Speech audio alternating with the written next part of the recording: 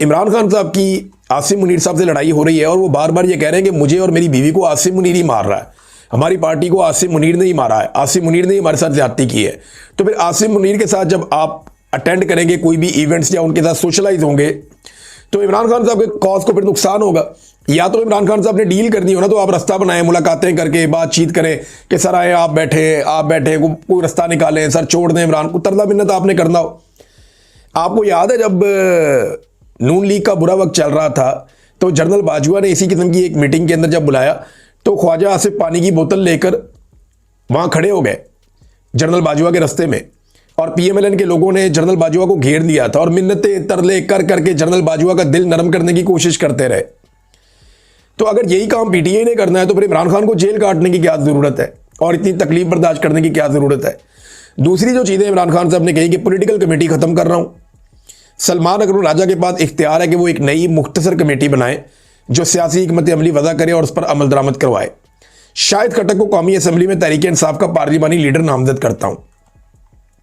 पाकिस्तान बार के इंतखाबात में तहरीक इंसाफ मुत्तहद होकर उन उम्मीदवारों की भरपूर हमायत करे जिन्हें सलमान अकबर राजा और हामिद खान नामजद करेंगे। खैबर पख्तूनख्वा के जो वकला के मामला हैं वो सारे सुहेल अफरीदी साहब उसका खुद जायजा लें और बेहतरी के लिए ज़रूरी फैसले करें। फिर किसानों के बारे में उन्होंने कहा कि मईशत की रीढ़ की हड्डी है ज़राअत, इसका मौजूदा जो सूरत हाल है परेशान कुन है। किसानों के हकूक़ पर जिस तरह डाका डाला जा रहा है इस पर मुझे बहुत अफसोस है। ये जनाब इमरान खान साहब के स्टेटमेंट के दोनों हिस्से हैं। तो टाउटों को मुंह की खानी पड़ी एक बार फिर, क्योंकि इमरान खान साहब ने कोई डील नहीं की थी मुलाकात के लिए। ये लोग कहानियां सुना रहे थे कि जनाब डील हो गई मुलाकात के लिए और कोई बयान बाहर नहीं आएगा, तो जनाब बयान तो आ गया बाहर और वो सबने सुन भी लिया। दीगर कुछ और लोग भी हैं, इनके नाम भी आ गए जो लोग गए थे एनडीयू में, और अभी इनकी सफाइयां भी आ जाएंगी कुछ देर में। लेकिन जो लोग गए वहाँ पे उसमें मिशाल यूसुफजई हैं, सेनेटर सुरैया बीबी हैं, शाइस्ता खोसा हैं, नादिया खरल हैं, आदिल बजई हैं, शाह अहद खटक हैं, आसिफ महमूद हैं, शेर अली अफरीदी हैं, उमैर न्याजी हैं, सनाउल्ला मस्ती खेल हैं। ये वो लोग हैं जिन्होंने शिरकत वगैरह की थी। और यानी अब इनकी भी स्टेटमेंट आ जाएगी, पता चल जाएगा कि इन्होंने क्यों शिरकत की। वजह तो वही समझ आ रही है जो आदिल बजई ने कही, लेकिन ये दोनों चीज़ें एक साथ आप करते हैं ना तो कन्फ्यूजन पैदा तो होती है और लोगों को बहुत तकलीफ भी हुई थी इस सारे मामले में। नाजरीन, एक और खबर है कि नवाज शरीफ साहब ने नया बयानिया चला दिया। बयानिया वो ये चलवा रहे हैं अपने करीबी सहाफ़ियों और दोस्तों के जरिए से कि नवाज शरीफ तो चाहता है कि इमरान खान बाहर आ जाए जेल से। यानी पूरी की पूरी नून लीग दिन रात इमरान खान को गाली देती है, बदतमीजी करती है। पूरी की पूरी नून लीग रोज़ाना की बुनियाद के ऊपर इमरान खान साहब के खिलाफ मुकदमा पेश करती है। नून लीग रोज़ाना की बुनियाद के ऊपर इमरान खान साहब को सख्त से सख्त सज़ा देने और कभी भी जेल से बाहर ना निकालने का इंदिया देती है। जबकि नवाज शरीफ साहब अपने दरबारियों के जरिए से यह खबर बाहर निकलवा रहे हैं कि जनाब मैं तो चाहता हूं कि इमरान खान आज़ाद हो जाए। ये लोग रोटी को चोची कहते हैं मियाँ साहब, लोग पागल हैं। अब आपने एक गलती कर दी, अच्छे खासे आप जूते पॉलिश कर रहे थे, आपने उड़ते हुए तीर के सामने आना पसंद फरमा लिया, तो अब आप जाने और तीर जाने। इमरान खान को आप बीच में क्यों लाते हैं? थोड़े दिन पहले तो मियाँ साहब आप कह रहे थे मकाफात अमल है, इमरान खान को लाने वालों का नहीं जनाब सबका कसूर है, वो जो लेकर आए उनको भी टांग दो। थोड़े दिन पहले तो आप बड़े इनकलाबी बने हुए थे, अब आप कहते हैं जनाब इमरान खान को आप बाहर निकालना चाहते हैं। मियाँ साहब खबर वही है जो आपके अंदरूनी सोर्सेज बताते हैं। आपके बहुत करीबी लोगों से हमें पता चला है कि आपकी ख्वाहिश एक ही है कि किसी तरह पाकिस्तान की मिलिट्री एस्टेब्लिशमेंट या आसिम मुनीर साहब आपको इमरान खान साहब से मुस्तकिल छुटकारा दिलवाएं। ख्वाहिश आपकी यही है। मियाँ साहब इमरान खान तो दूर की बात है, यास्मीन राशिद को आपने आज तक बाहर नहीं आने दिया। जब यास्मीन राशिद साहब को गिरफ्तार किया गया था तो चंद महीने के बाद उनको रिहाई मिल गई थी, लेकिन मियाँ साहब की ख्वाहिश के ऊपर यास्मीन राशिद साहबा को दोबारा गिरफ्तार किया गया क्योंकि वो हल्के में जाती और अपनी कंपेन खड़ी करती और नवाज शरीफ के लिए मुश्किल होता। वो नवाज शरीफ वहां से इलेक्शन लड़ता है।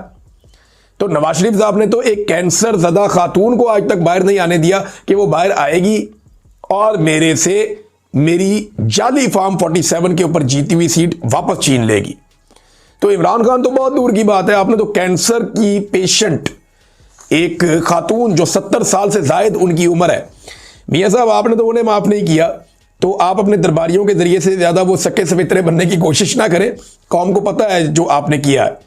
नादरीन, सुहेल अफरीदी की एक मुलाकात हुई अमेरिकी कौंसल जनरल से, उस पर एक स्टेटमेंट भी जारी हुआ है कौंसलेट पेशावर की जानिब से, और इसके अंदर कहते हैं जी बड़ी इंपॉर्टेंट डिस्कशन हुई है क्राइम के ऊपर, टेररिज्म के ऊपर और आपस में मिलकर काम करने के हवाले से। और कुछ खबरें आ रही हैं कि जनाब मादनियात के मामलात हैं या इंडस्ट्री के मामलात हैं या तामीराती या जो प्रोजेक्ट्स हैं उनके हवाले से कोई मामलात हैं, तो वो खैबर पख्तूनख्वा की हुकूमत वो करना चाहती है अमेरिका के साथ बातचीत करी, तो दिस इज़ गुड। अगर पाकिस्तान की फेडरल गवर्नमेंट डायरेक्टली डील करती है जाके अमेरिका के साथ तो ये बहुत अच्छा है।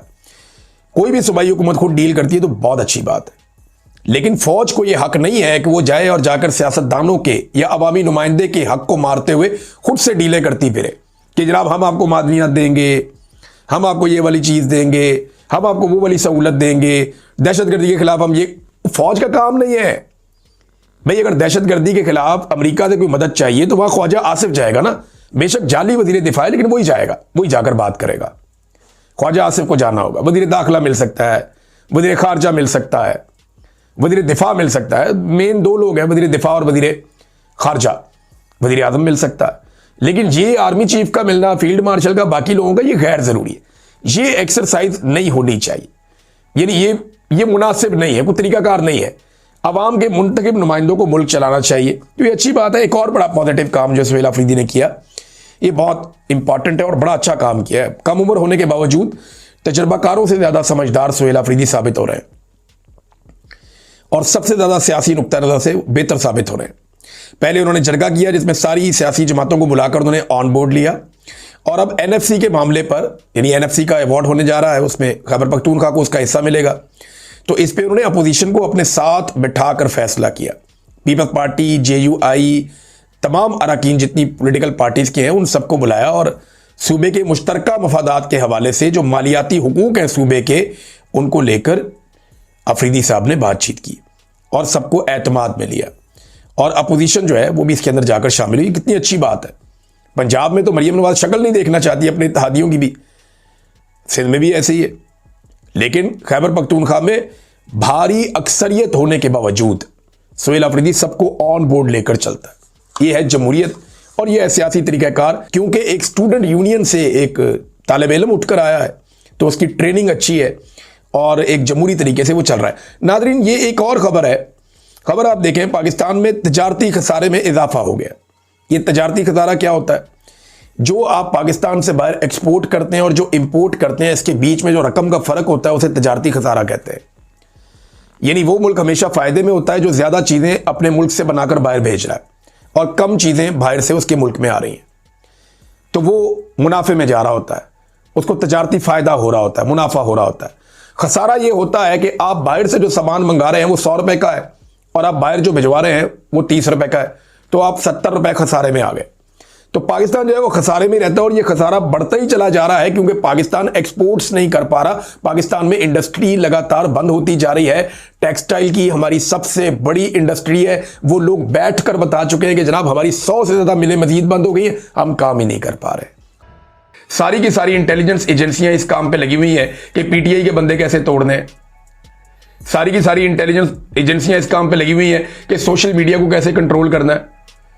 फलाना बंदा उठा लो, फलाना जबरी तौर पे लापता कर लो, वो बंदा भी चुक लो, इसको भी अंदर डाल दो, वो औरतों पे केस बना लो, इमरान खान को कैसे तोड़ना है, कैसे जलील और रुस्वा करना है। सारी एजेंसियां इस काम पे लगी हुई हैं।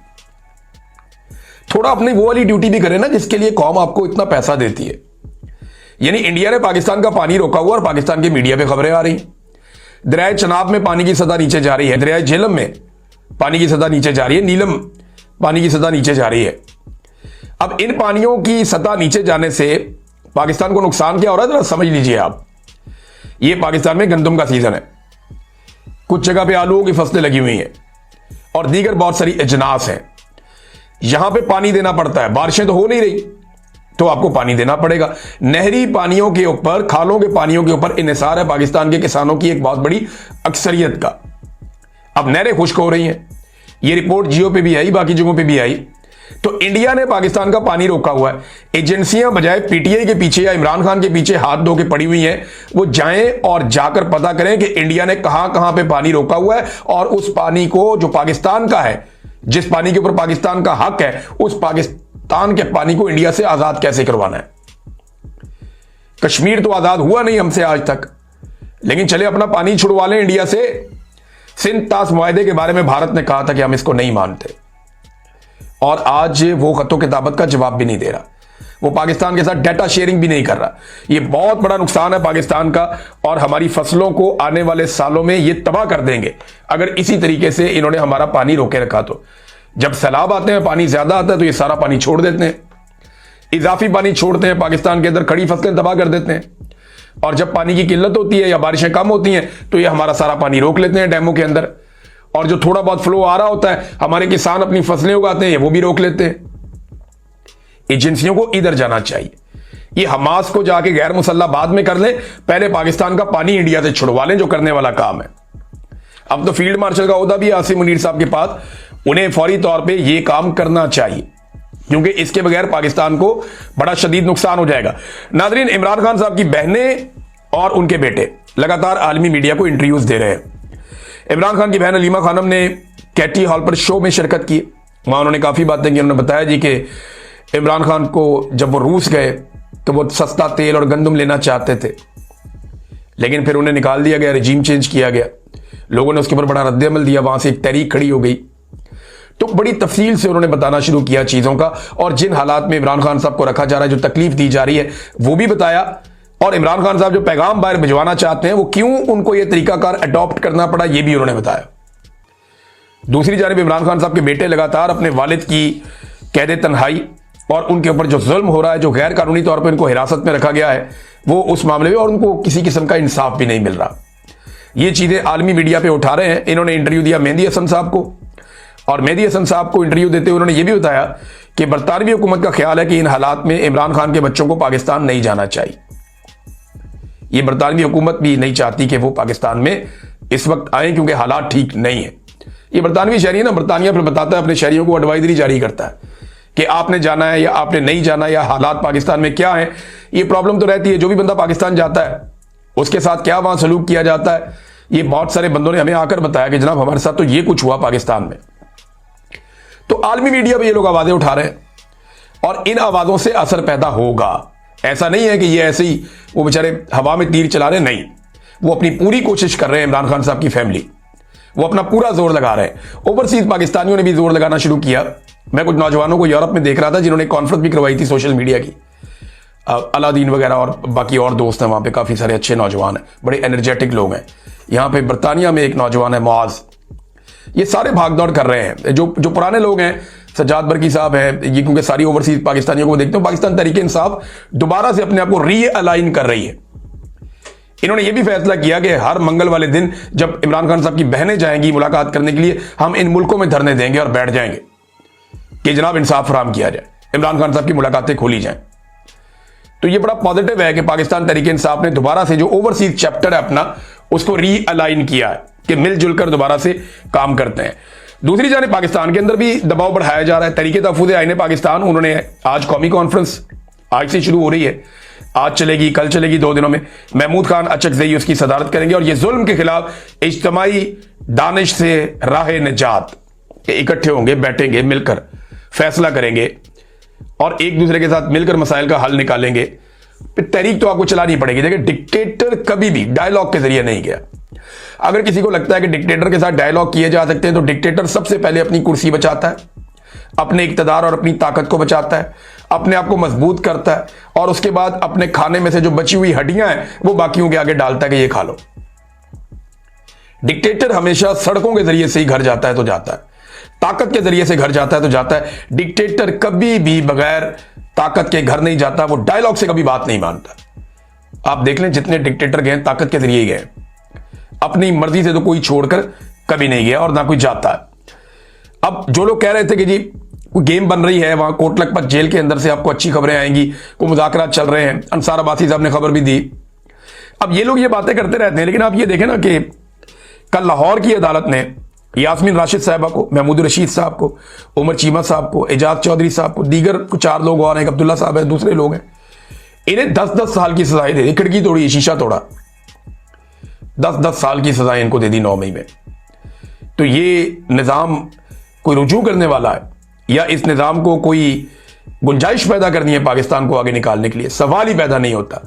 ये अपना जुल्म और बर्बरियत बढ़ाते चले जाएंगे, बढ़ाते चले जाएंगे। लिहाजा जिसको उम्मीद है ना कि मुज़ाकरात के जरिए से, बातचीत के जरिए से ये कोई रास्ता निकालेंगे, तो इमरान खान ने बहुत पहले ये कह दिया था कि आसिम मुनीर, उनको एक तो ज़हनी मरीज कहते हैं, दूसरा उन्होंने कहा था ये अपने इक़्तिदार के लिए किसी भी लेवल तक जाएगा।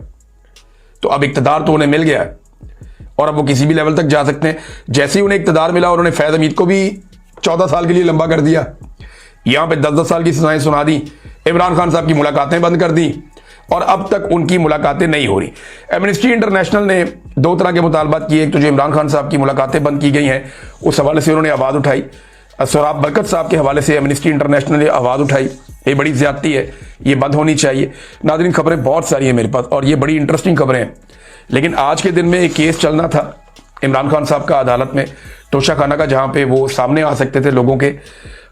लेकिन अभी मेरे पास इसके बारे में कोई वाज़े खबर नहीं है। लेकिन सलमान अकरम राजा साहब ने कहा था कि कहा जा रहा है कि इमरान खान की किसी से मुलाकात नहीं होगी और केसेस की जो तारीख भी पड़ेगी वो वीडियो लिंक के जरिए पड़ेगी, वो अपनी कोठरी में ही रहेंगे जेल ट्रायल के लिए। ये नोटिफिकेशन कर दिया गया, ये सलमान अकरम राजा साहब ने कहा था। तो आप यहां से अंदाजा कर लें कि यह निज़ाम इमरान खान से कितना खौफजदा। अभी इसी खौफ का फायदा उठाते हुए अगर पब्लिक बाहर आ जाती है तो फिर निज़ाम की ऐसी की तैसी, ये सारे अवाम के सामने घुटनों पे बैठ के सलूट मारेंगे और माफी मांग के अपनी अपनी आईनी हदूद में वापस जाएंगे। लेकिन अवाम को एक दफा टाइम निकालना पड़ेगा।